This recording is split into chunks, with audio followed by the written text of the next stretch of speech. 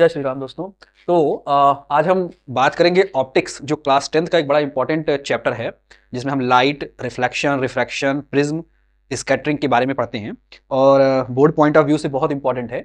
तो हम लोग बोर्ड पॉइंट ऑफ व्यू से ही इस पूरे यूनिट को खत्म करने की कोशिश करेंगे और मैं कोशिश करूंगा कि 3 से 4 पार्ट में पूरा आपका ऑप्टिक्स विथ न्यूमेरिकल के साथ खत्म हो जाए।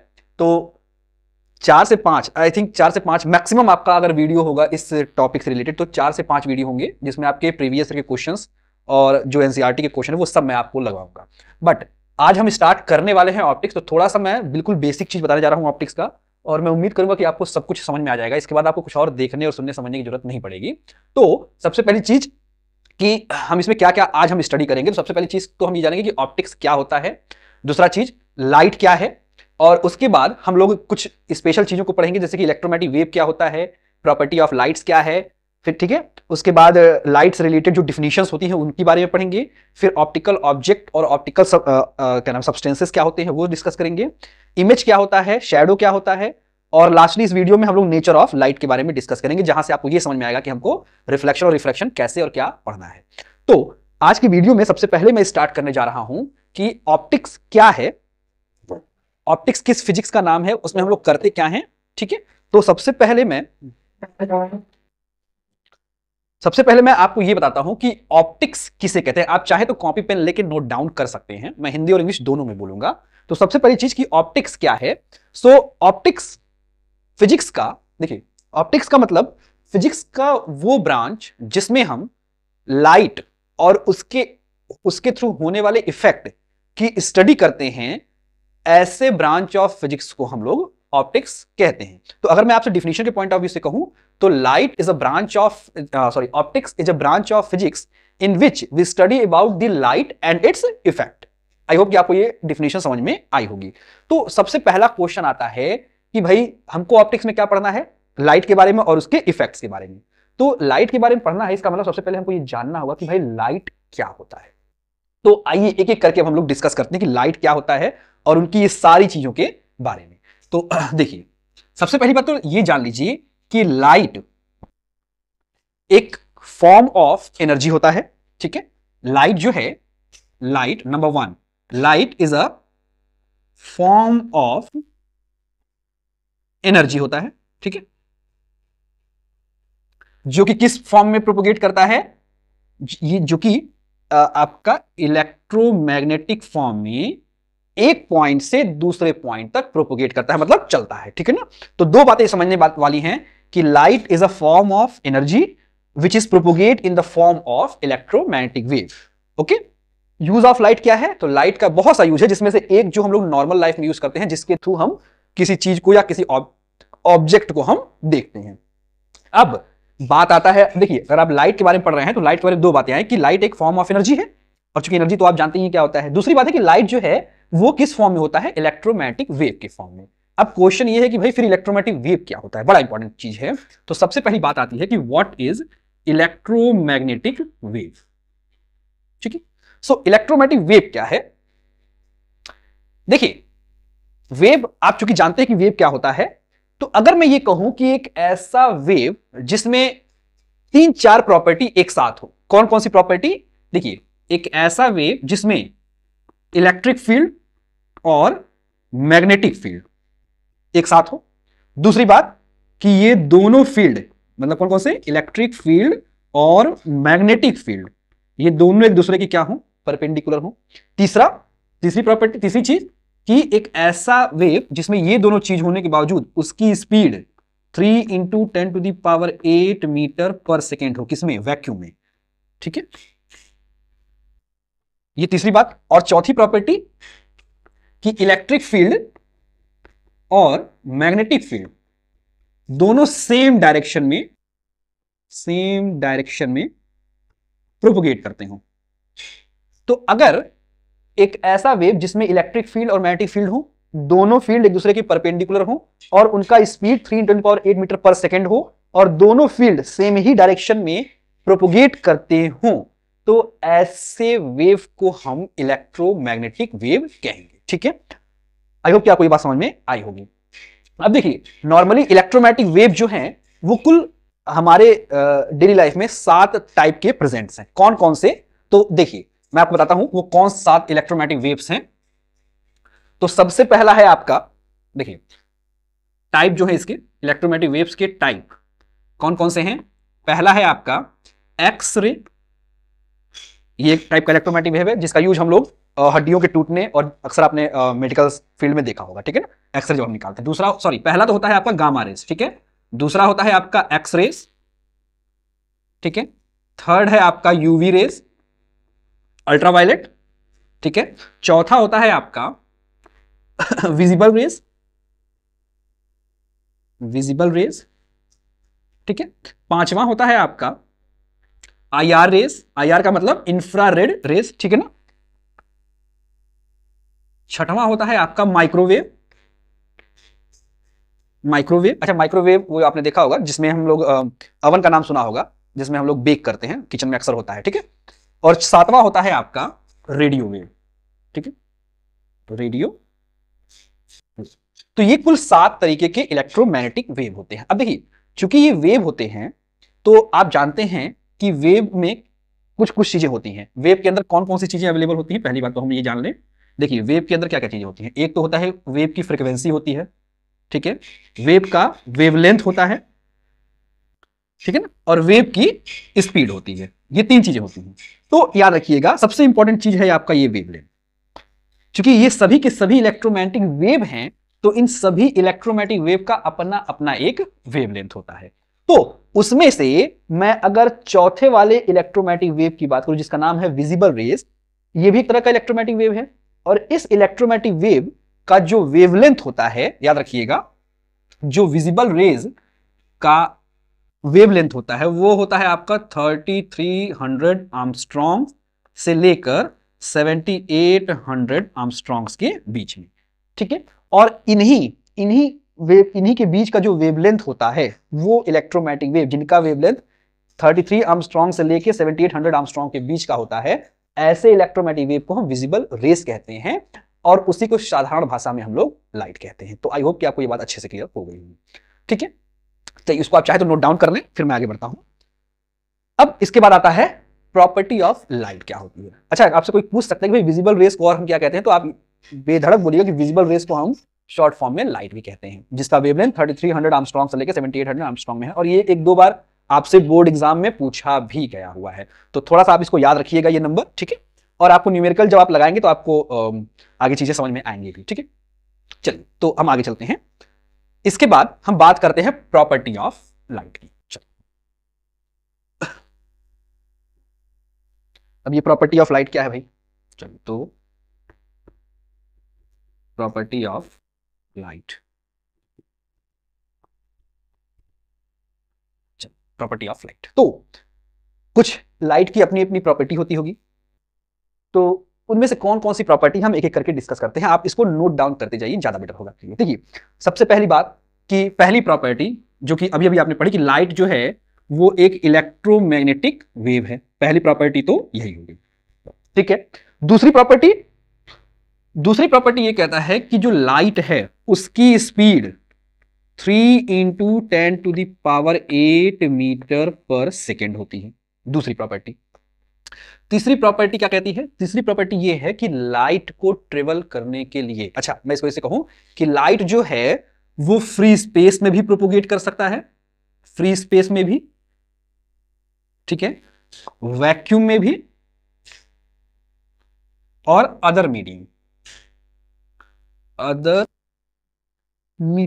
इन तीनों में ही लाइट जो है प्रोपोगेट कर सकता है। अगर मैं सिंपल भाषा में समझाने की कोशिश करूं तो मैं ये कह सकता हूं कि लाइट को प्रोपोगेट करने के लिए, कि लाइट को ट्रेवल करने के लिए किसी मीडियम की जरूरत होती ही नहीं है। मीडियम हो या ना हो, लाइट जो है वो प्रोपोगेट यानी कि ट्रेवल करेगी जरूर। चौथा कि लाइट जो है, चौथा प्रॉपर्टी जो है, लाइट जो है वो हमेशा स्ट्रेट लाइन में मोशन करती है, स्ट्रेट लाइन मोशन होता है, ठीक है। पांचवी प्रॉपर्टी क्या है कि पांचवी प्रॉपर्टी कहते हैं कि जो व्हाइट लाइट होता है, व्हाइट लाइट अपने आप में 7 डिफरेंट कलर को कंसिस्ट किए रहता है। तो एक प्रॉपर्टी आप लिख लीजिए कि व्हाइट लाइट जो होता है white light consists 7 different colour in it. ठीक है, तो ये कुछ बेसिक प्रॉपर्टीज हैं जिनको आपको लिख के याद करना चाहिए, क्योंकि ये नॉर्मली आपसे एग्जाम में कई बार पूछा गया है कि प्रॉपर्टी ऑफ लाइट्स क्या है, तो आपको ये चीजें याद होनी चाहिए। कौन कौन सी प्रॉपर्टी मैं फिर से दोहराता हूं। पहली प्रॉपर्टी तो यही कि लाइट एक इलेक्ट्रोमैग्नेटिक वेव होता है।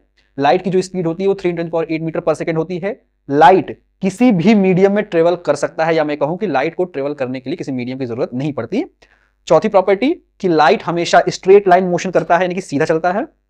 पांचवी चीज कि व्हाइट लाइट जो होता है वो अपने अंदर 7 डिफरेंट कलर को कंसिस्ट किए होता है। और ये चीज आप समझेंगे जब आप प्रिज्म के बारे में थोड़ा ज्यादा डिस्कस करेंगे, तो वहां पे हम लोग इसको ज्यादा अच्छे से समझने की कोशिश करेंगे। ठीक है, तो ये तो हुआ प्रॉपर्टी ऑफ लाइट का। अब आते हैं कुछ नई चीजों पे, जिसमें हम लाइट से रिलेटेड कुछ जो बेसिक डिफिनेशंस होते हैं उसके बारे में हम डिस्कस करते हैं। तो आप हेडिंग डाल लीजिए, definition related to the lights. तो definition related to light, LIGS। ठीक है, लाइट से रिलेटेड कौन कौन से डिफिनेशंस हैं, तो मैं एक एक हेडिंग बोलता जा रहा हूं, आप समझिए, और उसको चाहिए तो आप लिख भी लीजिए, मैं डिफिनेशन भी साथ साथ बोल देता हूं। सबसे पहला पॉइंट देखिए, सबसे पहला जो डिफिनेशन होता है वो होता है, पहली चीज कि रे ऑफ लाइट क्या होता है। रे ऑफ लाइट क्या होता है, देखिए, रे of light means the curve linear path of light को हम बोलते हैं रे ऑफ लाइट। फिर से मैं बोलूं, the curve linear path of light is known as ray of light. ठीक है ना, यानी कि लाइट जिस रास्ते से गुजरता है उस रास्ते पे जो लाइन खींची जाती है, जो पाथ डिजाइन किया जाता है, उसे हम रे ऑफ लाइट कहते हैं, और उसको नॉर्मली हम एक एरो से रिप्रेजेंट करते हैं। आपने बुक्स में भी इस चीज को देखा होगा, तो आई होप कि आपको रे ऑफ लाइट की डिफिनेशन समझ में आई होगी।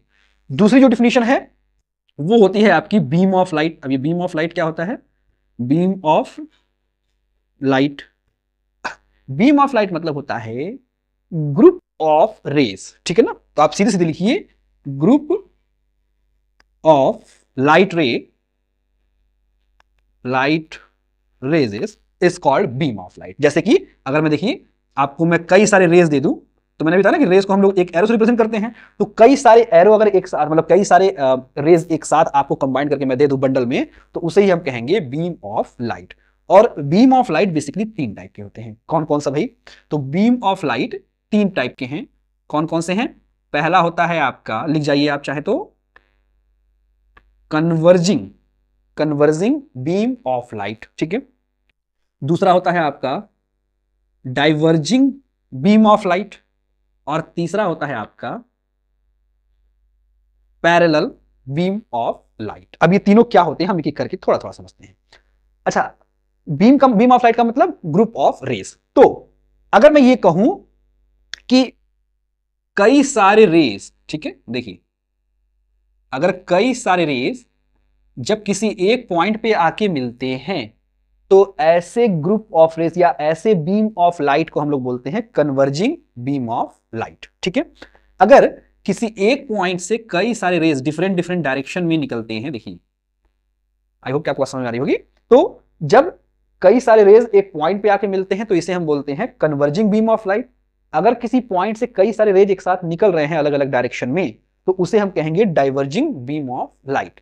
और यदि कई सारे रेज एक दूसरे के पैरेलल हैं, ठीक है ना, तो वो अपने नाम से ही जाने जाएंगे parallel beam of light. Beam मतलब क्यों, क्योंकि बीम ऑफ लाइट का मतलब होता है ग्रुप ऑफ रेज। तो अगर आप देखिए तो तीनों में कई सारे रेज हैं, तो बन गया ग्रुप ऑफ रेज। अब उनकी अलग अलग प्रॉपर्टी की वजह से अलग अलग उनको नाम दिया गया है। तो अगर रेज एक पॉइंट पे आके मिलते हैं तो कन्वर्जिंग बीम ऑफ लाइट, एक पॉइंट से अलग अलग डायरेक्शन में रेज निकल रहे हैं तो डाइवर्जिंग, और अगर लाइट रेज एक दूसरे के पैरेलल हैं तो parallel beam of light. I hope कि आपको इतनी सी बात समझ में आई होगी।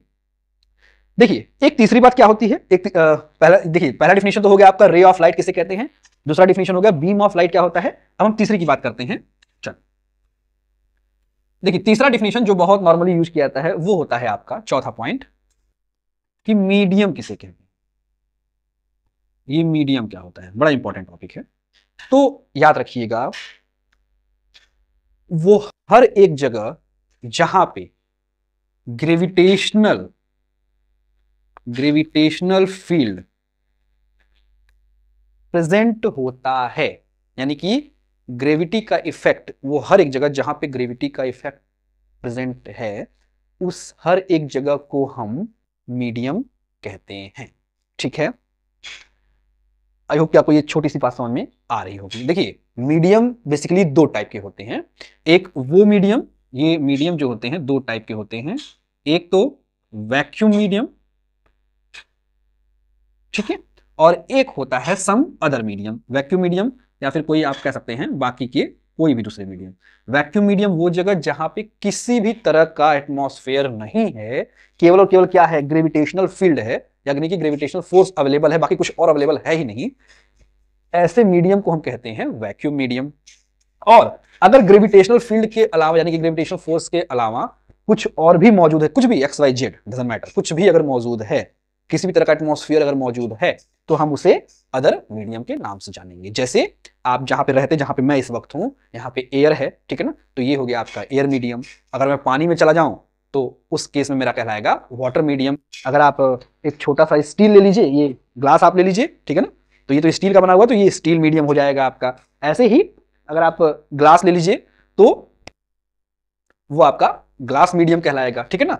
लेकिन एक ऐसी जगह जहां पे कोई कुछ हो ही ना, सिवाय क्या चीज के, ग्रेविटेशनल फील्ड के या ग्रेविटी के, तो उसे हम कहेंगे वैक्यूम मीडियम। ठीक है, आई होप कि आपको ये बात समझ में आई होगी। मीडियम आपको समझ में आ गया। तो देखिए, एक और बात आती है कि ऑप्टिकल सरफेस किसे कहते हैं भाई। पांचवा जो पॉइंट है, पांचवी बात कि ऑप्टिकल सरफेस क्या होता है। ऑप्टिकल सरफेस, अब ये ऑप्टिकल सरफेस क्या है, इसको समझना बड़ा जरूरी है। देखिए, अगर आप ऐसे एज्यूम करिए कि देखिए ये है, चलिए मैं आपको एक समझाता हूं। देखिए, ये मेरा हाथ है, ठीक है ना। अब अगर आप ध्यान दीजिए तो यहां है पूरा एयर, ठीक है ना, और एयर बिल्कुल मेरे हाथ से सट रहा है। तो पहली बात तो ये कि एयर एक मीडियम हो गया, ठीक है ना, और मेरा जो हाथ है ये दूसरा मीडियम हो गया। ओके, अब अगर आप ध्यान दीजिए तो एयर और मेरा जो ये हाथ है कहीं ना कहीं एक दूसरे से कांटेक्ट में आ रहे हैं। तो जहां पे ये कांटेक्ट हो रहे हैं, उसी कांटेक्ट सरफेस को ही हम कहते हैं ऑप्टिकल सरफेस। आई होप कि आपको बात समझ में आई होगी।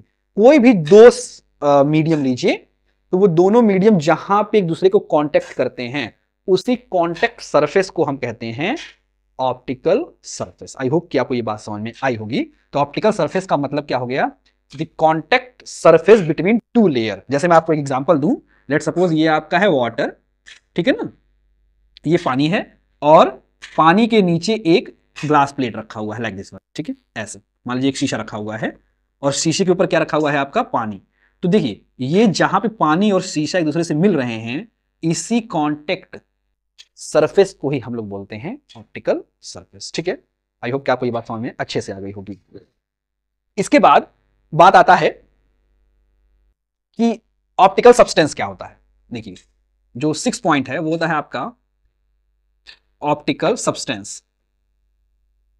ऑप्टिकल सब्सटेंस, अभी ऑप्टिकल सब्सटेंस क्या होता है, तो वो सारे पदार्थ, वो सारे सब्सटेंस जिसके थ्रू लाइट, जिसपे लाइट टकराती है, और टकराने के बाद या तो रिफ्लेक्ट होती है या रिफ्रैक्ट होती है, ठीक है ना, उनको हम, ऐसे सब्सटेंस को हम ऑप्टिकल सब्सटेंस कहते हैं।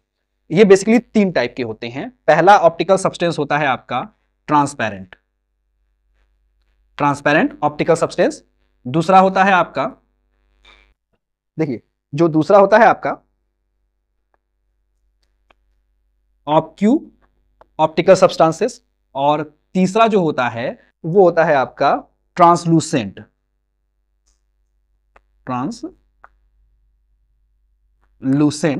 Optical substances. अब इन तीनों का मतलब क्या है, देखिए, ट्रांसपेरेंट सब्सटेंसेस वो हैं जिसमें से लाइट, अगर मान लीजिए कि कोई एक लेट सपोज कि कोई एक सरफेस है, ठीक है ना, अगर ये सरफेस ट्रांसपेरेंट है तो क्या होगा कि लाइट जब पड़ेगी तो वापस नहीं जाएगी, ये निकल के पूरा का पूरा ये लाइट उस तरफ चली जाएगी। जैसे कि प्लेन शीशा आपने देखा होगा, प्लेन शीशा में क्या होता है कि लाइट जब पड़ती है तो पूरा का पूरा वापस निकल जाती है। तो ऐसे सरफेस को हम लोग ट्रांसपेरेंट सरफेस बोलते हैं। दूसरा होता है ऑब्क्यूज सरफेस, मतलब इसमें क्या होता है कि लाइट जब पड़ती है तो पड़ने के बाद पूरा का पूरा वापस चली जाती है। मतलब लाइट जब एक सरफेस पे पड़ती है तो एक दूसरे सरफेस निकल नहीं जाती है, वो पड़ने के बाद वापस पूरा का पूरा निकल जाए। जैसे कि ये सरफेस है, तो ये सरफेस क्या हो रहा है कि लाइट इस पे पड़ रही है और पूरा का पूरा वापस निकल जा रही है। तो ऐसे सरफेस को हम ऑब्क्यूज सरफेस बोलेंगे। और तीसरे टाइप का जो सब्सटेंस होता है वो होता है आपका ट्रांसलूसेंट। इसमें क्या होता है कि जब लाइट पड़ती है तो इसका कुछ हिस्सा लाइट वापस चली जाती है पड़ने के बाद, और कुछ हिस्सा जो है वो दूसरी तरफ निकल जाती है। तो ऐसे सब्सटेंसेस को हम ट्रांसलूसेंट सब्सटेंसेस बोलते हैं। तो आई होप कि आपको ये तीनों बातें समझ में आई होंगी। इसके बाद जो चौथा पॉइंट आता है, जो आपका 7th डिफिनीशन है, वो होता है आपका कि इमेज किसे कहते हैं। ठीक है, तो आई होप कि आपको ये बात समझ में आई होगी। अच्छा, इसके अलावा एक चीज और आता है, और वो है आपका 7th पॉइंट। मैं इमेज बताने से पहले मैं आपको थोड़ा सा दो बात और बता देता हूं कि ये आपका ऑप्टिकल ऑब्जेक्ट क्या होता है, इसको भी लिख लीजिए आप लोग। ऑप्टिकल ऑब्जेक्ट क्या होता है? तो देखिए, ऑप्टिकल ऑब्जेक्ट का मतलब वो हर एक ऑब्जेक्ट जिसमें से लाइट निकलती है, ठीक है ना, ऐसे सभी ऑब्जेक्ट को हम लोग ऑप्टिकल ऑब्जेक्ट कहते हैं। ये दो टाइप के होते हैं। कौन कौन सा, इसको भी देख लीजिए आप लोग। तो ऑप्टिकल ऑब्जेक्ट बेसिकली दो टाइप के होते हैं। एक होता है आपका लुमिनस और दूसरा होता है आपका नॉन लुमिनस। अच्छा, इसको हम लोग कभी कभी हम लोग ऑप्टिकल सोर्स भी कहते हैं, ठीक है ना। तो आप कंफ्यूज मत होइएगा ऑप्टिकल ऑब्जेक्ट या ऑप्टिकल सोर्स से। तो पहली बात तो ये कि ऑप्टिकल ऑब्जेक्ट कहूं या ऑप्टिकल सोर्स कहूं, तो ऑप्टिकल सोर्स मतलब वो हर एक ऑब्जेक्ट या वो हर एक चीज जिसमें से लाइट इमर्ज होती है, निकलती है, ऐसे सरफेस ऐसे ऑब्जेक्ट को हम ऑप्टिकल ऑब्जेक्ट या ऑप्टिकल सोर्स कहते हैं, ठीक है ना। और ये बेसिकली दो टाइप के होते हैं, एक होता है लुमिनस और दूसरा होता है आपका नॉन लुमिनस। तो लुमिनस मतलब वो ऑप्टिकल ऑब्जेक्ट जो खुद से लाइट जनरेट करते हैं और एमिट करते हैं। जैसे कि सन क्या होता है, खुद से लाइट बनाता है, ठीक है ना, और वो एमिट करता है। तो ऐसे सरफेस को या ऐसे ऑब्जेक्ट को हम लोग ऑप्टिकल ऑब्जेक्ट कहते हैं, लुमिनस ऑप्टिकल ऑब्जेक्ट कहते हैं। जैसे कि बल्ब क्या होता है कि खुद से ही लाइट, मतलब किसी वजह से इलेक्ट्रिसिटी को यूज करके लाइट बनाता है और आप तक पहुंचता है, तो ऐसे को हम लुमिनस बोलेंगे। लेकिन कुछ ऐसे भी होते हैं जो अपना लाइट खुद नहीं बनाते, ठीक है ना, जो खुद से लाइट एमिट नहीं करते, उनको हम नॉन ल्यूमिनस ऑप्टिकल ऑब्जेक्ट या ऑप्टिकल सोर्स बोलते हैं। इसका सबसे अच्छा एग्जांपल होता है जैसे कि रात में आप मून देखते हैं तो चांद जो होता है, चांद की अपनी कोई रोशनी नहीं होती, चांद कोई लाइट नहीं बनाता। वो क्या होता है कि सन की लाइट जब चांद पे पड़ती है तो पड़ने के बाद वो हम तक पहुंचती है, टकराने के बाद, तो हमको लगता है कि चांद जो है वो चमक रहा है। तो चांद खुद नहीं चमकता, चांद किसकी वजह से चमकता है, वो सन के लाइट के कारण चमकता है। तो ऐसे ऑब्जेक्ट जो कि दूसरे के कारण चमकते हो या दूसरे की वजह से लाइट हम तक पहुंचाते हो, उनको हम नॉन लुमिनस सोर्स कहेंगे, ठीक है ना। तो आई होप कि आपको ये दोनों बातें समझ में आई होंगी। चलिए, तो इतनी बातें समझने के बाद पॉइंट नंबर 8 क्या है मैं वही बताता हूं आपको। अच्छा ठीक है, तो ये तो हो गया आपका पॉइंट नंबर 7। जो 8वीं डिफिनीशन है, 8वीं डिफिनीशन में हम लोग पढ़ते हैं इमेज क्या होता है। अब ये इमेज किसे कहते हैं, और 9वीं बात आती है आपकी कि शैडो किसे कहते हैं। ये दो बातें बड़ा कंफ्यूजन होता है लोगों को, इमेज क्या होता है और शैडो क्या होता है। तो सबसे पहले हम इमेज के बारे में बात कर लेते हैं, ठीक है। तो देखिए, इमेज का मतलब होता है कि जब लाइट किसी ऑप्टिकल सरफेस पे टकराने के बाद, देखिए जब बीम ऑफ लाइट, ठीक है ना, ऑप्टिकल सरफेस पे टकराने के बाद, देखिए मैं यहां से आपको बना के दिखा देता हूं, मेरी बात फिर समझिएगा कि जब लाइट ऑप्टिकल सरफेस पर टकराने के बाद किसी एक पॉइंट पे मिलती हैं या मिलती हुई अपेयर्ड होती हैं या फील होती हैं, तो जो आपको फिगर दिखता है आफ्टर टकराने के बाद, ठीक है ना, जो भी फिगर आपको दिखता है उसे हम इमेज कहते हैं। जैसे मैं आपको एग्जांपल दूं, मान लीजिए कि ये आपका एक ऑप्टिकल सरफेस है और ढेर सारी लाइट इस पे ऐसे टकरा रही है, ठीक है ना, लाइक दिस वन। तो ये टकरा गई, अब टकराने के बाद वापस जाएंगी कहीं ना कहीं, तो देखिए जब जाएंगे तो किसी ना किसी पॉइंट पे मिलेंगी। तो टकराने के बाद जिस पॉइंट पे ये आके मिली, तो यहां पे जो चीज आपको दिखेगी, ठीक है ना, जिस भी फॉर्म में आपको दिखेगी वही कहलाएगा इमेज, ठीक है। और याद रखिएगा, इमेज दो टाइप का होता है, एक होता है आपका रियल इमेज और दूसरा होता है आपका वर्चुअल इमेज, ठीक है। अब ये क्या होता है, तो याद रखिए, छोटी सी बात याद रखिएगा, आगे हम इसको बहुत डिटेल में पढ़ेंगे। तो याद रखिएगा, रियल इमेज का मतलब क्या होता है कि जब लाइट टकराने के बाद एक्चुअली किसी एक पॉइंट पे मिलती हुई हमको दिखे, रियल में मिलती हुई दिखे, तो जो इमेज बनेगा वो आपका रियल इमेज बनेगा।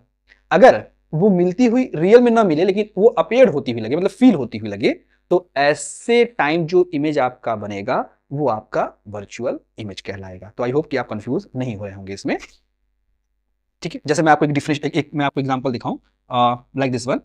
मान लीजिए कि एक ऐसा सरफेस है आपका, लाइक मान लीजिए कि कोई आपका एक मिरर है, ठीक है। तो अगर आप देखिए ध्यान से, तो ये लाइट अगर मान लीजिए आई, ठीक है, और इधर से ये लाइट आई, ठीक है, या ऐसे मान लीजिए कि ऐसे एक लाइट आ रही है, ठीक है ना।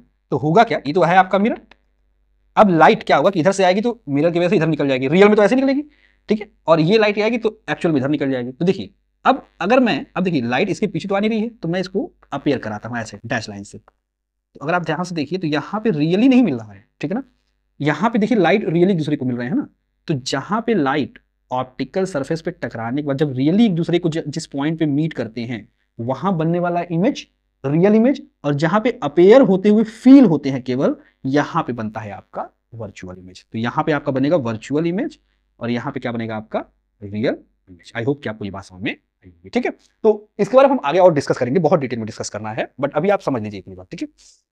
इसके बाद एक जो बात आती है वो 9th पॉइंट, शैडो किसे कहते हैं। देखिए शैडो का मतलब होता है कि वो पार्ट जो कि लाइट किसी ऑब्जेक्ट के थ्रू ब्लॉक कर दिया गया है, ठीक है ना। तो ब्लॉक करने के बाद देखिए, जैसे मैं आपको समझाता हूं, इसको आप समझ सकते हैं। अगर आप मेरे बॉडी को देखिए यहाँ पे, तो पता नहीं आपको दिख रहा है या नहीं, आई डोंट नो, बट अगर आप ट्राई करिए हाथ रखे और अगर लाइट आ रही है, तो क्या होगा कि इस ऑब्जेक्ट के थ्रू आने वाली जो लाइट है वो ब्लॉक कर गई है। तो ब्लॉक करने के बाद देखिए पीछे काला काला जो बन गया है, इसे ही आप शैडो कहते हैं। तो शैडो का मतलब सीधा सीधा आप समझिए कि वो पार्ट ऑफ लाइट जो कि किसी ऑब्जेक्ट के थ्रू ब्लॉक कर दिया गया है, उसे हम शैडो कहते हैं। तो आई होप कि आपको इंट्रोडक्टरी पार्ट समझ में आया होगा, क्योंकि ये बहुत इंपॉर्टेंट है। एक लास्ट चीज आज के इस पार्ट में मैं बताता हूं, जो इंट्रोडक्टरी पार्ट का है, वो बहुत बहुत इंपॉर्टेंट है, तो समझने की कोशिश करिएगा। देखिए क्या है वो चीज, तो नेचर ऑफ लाइट क्या होता है, very important part, nature of light, ठीक है। अब नेचर ऑफ लाइट क्या होता है तो समझ लीजिएगा। जब बहुत स्टार्टिंग टाइम में, जब हम लाइट, मतलब आज से कई सौ साल पहले लाइट के बारे में डिस्कस किया जा रहा था, तो लाइट को ये माना जाता था कि लाइट जो है छोटे छोटे कणों के रूप में, छोटे छोटे पार्टिकल के रूप में आगे चलती है। ये न्यूटन ने बताया था। फिर बाद में लगभग 100 साल पहले ये पता किया गया काफी रिसर्च के बाद कि लाइट जो है पार्टिकल के फॉर्म में नहीं, वेव के फॉर्म में चलती है, ठीक है ना। तो दो तरह से इसकी हम डिस्कस करने लगे। एक तो वो नेचर जिसमें हम ये मानकर चलेंगे कि लाइट जो है पार्टिकल, छोटे छोटे पार्टिकल के रूप में आगे बढ़ रही है, और दूसरा वो तरीका जिसमें हम ये मानने लगे कि जो लाइट है वो किस फॉर्म में चली है भाई, आपका वेव फॉर्म में, ठीक है ना। तो इस तरह से नेचर ऑफ लाइट दो टाइप के हो गए। एक हो गया आपका पार्टिकल नेचर ऑफ लाइट, जिसको किसने खोजा था, जिसको बताया था सबसे पहले न्यूटन ने, ठीक है। और दूसरा हो गया आपका वेव नेचर ऑफ लाइट, जिसको खोजा था सी हाइगन्स ने, ठीक है ना। तो इस तरह से नेचर ऑफ लाइट दो तरह से मिले, एक तो हो गया आपका पार्टिकल नेचर ऑफ लाइट और दूसरा हो गया आपका वेव नेचर ऑफ लाइट। क्योंकि जब इसको डिस्कस किया गया तो ये पाया गया कि जब हम लाइट को एज अ पार्टिकल पढ़ते हैं, तो ये माना गया कि लाइट जो है पार्टिकल के छोटे छोटे छोटे एनर्जी के छोटे छोटे पैकेट्स के फॉर्म में चलते हैं, ठीक है ना। और हर एक पैकेट की जो एनर्जी होती है वो किसके बराबर होती है, एच न्यू के बराबर। और उसको नाम दिया गया क्या चीज, फोटोन। याद रखिएगा फोटोन कहा गया, प्रोटॉन नहीं कहा गया था, ठीक है ना। तो पहली बात तो ये कि न्यूटन ने क्या कहा था, मतलब न्यूटन ने जो डिस्कस किया था पार्टिकल नेचर ऑफ लाइट के बारे में, उसमें ये कहा कि लाइट जो है एनर्जी के छोटे छोटे पार्टिकल यानी कि पैकेट के फॉर्म में चलते हैं और हर एक पैकेट की जो एनर्जी होती है वो किसके बराबर होती है, एच न्यू के बराबर। और इसी एच न्यू, उसी छोटे छोटे पैकेट्स को कहा गया, क्या नाम दिया गया बाद में, फोटोन, ठीक है ना।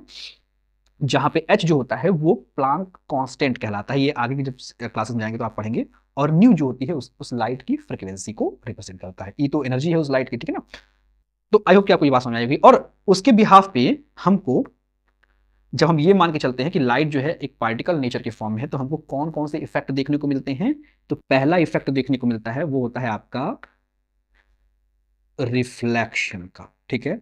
दूसरा इफेक्ट क्या मिलता है, रिफ्रैक्शन का।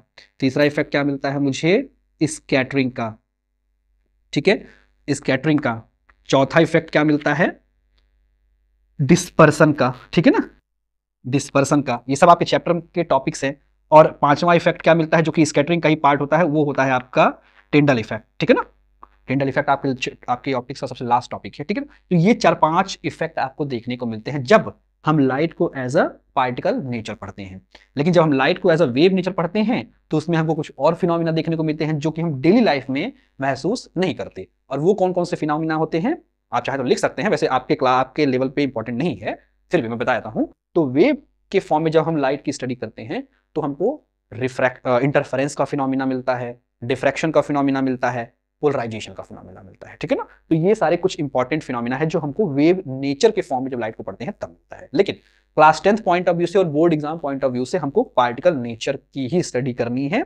और उसमें हमको कौन कौन से फिनोमिना देखने को मिलेंगे, पहला तो मिलेगा क्या चीज, reflection of light, refraction of light, scattering, dispersion and Tyndall effect. तो ये पांचों हमें डिटेल स्टडी करना है, बट नेक्स्ट पार्ट में हम इसका डिस्कशन करेंगे। तो आप इस वीडियो को 1-2 बार जरूर देखिए, क्योंकि मैं बताता हूं, मैं पूरे एक्सपीरियंस बता रहा हूं कि जो जो चीजें हम लोगों ने डिस्कस की हैं आज के वीडियो में, उसमें से मोस्ट ऑफ दी छोटे छोटे डिफिनेशंस और क्वेश्चंस आपसे पूछे जरूर जाते हैं, चाहे वो पॉलिटेक्निक पॉइंट ऑफ व्यू से हो, चाहे वो बोर्ड पॉइंट ऑफ व्यू से हो। तो आप इस चीज को अच्छे से स्टडी कर लीजिए। नेक्स्ट पार्ट में हम लोग पूरा रिफ्लेक्शन खत्म करने की कोशिश करेंगे विथ मिरर, स्फेरिकल मिरर और एक्सेट्रा, ठीक है ना। सो तब तक के लिए जय श्री राम।